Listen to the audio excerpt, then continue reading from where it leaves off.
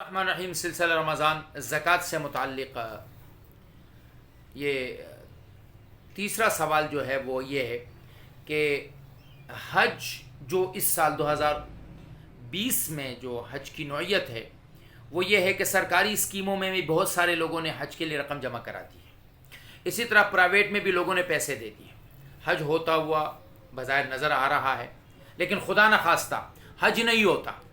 اور یہ پیسے ریفنڈ ہو جاتے ہیں، یہ پیسے واپس آتے ہیں، تو کیا اسی طرح سے ایک سوال اس میں یہ ہے کہ بعض لوگوں نے رمضان اور شعبان میں عمرے کے پیسے جو ہے وہ انہوں نے ٹکٹوں میں بھی دیے تھے اور اس طرح سے بکنگ کرا دی تھی، اور بعض پیسے ریفنڈیبل بھی ہیں، بعض نان ریفنڈیبل بھی ہے، لیکن اگر وہ پیسے واپس آ جاتے ہیں، عمرہ نہیں گئے، ٹکٹوں کے مد میں دے چکے تھے، تو کیا اس رقم پر زکوٰۃ ہے؟ تو جی ہاں، یہ یاد رکھیے کہ اگر آپ نے عمرے کے لیے یا حج کے لیے رقم دی، یا آپ نے ویسے ہی حج یا عمرے کے لیے کوئی رقم جمع کی ہے، یا آپ نے گھر کی تعمیر کے لیے رقم جمع کی ہے، یا آپ نے بچے کی شادی کے لیے رقم جمع کی ہے، یا آپ نے کسی غمی خوشی کے لیے رقم جمع کی ہے، یا کسی بھی چیز کے لیے آپ نے رقم جمع کی اور وہ رقم آپ کو مل گئی،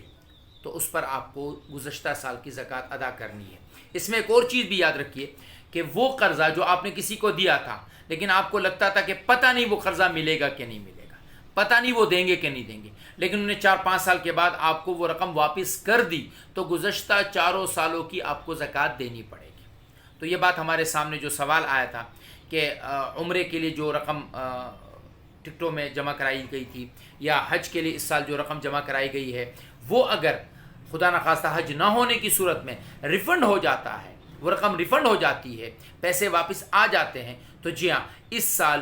وہ رقم جو آپ نے حج کے لیے جمع کرائی تھی یا عمرے کے لیے جمع کرائی تھی، اس پر آپ کو زکوٰۃ دینی ہوگی۔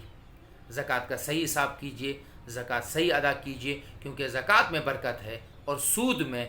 بے برکتی ہے۔ اللہ ہمیں زکوٰۃ کو صحیح طریقے سے ادا کرنے کی توفیق عطا فرمائے۔ والسلام۔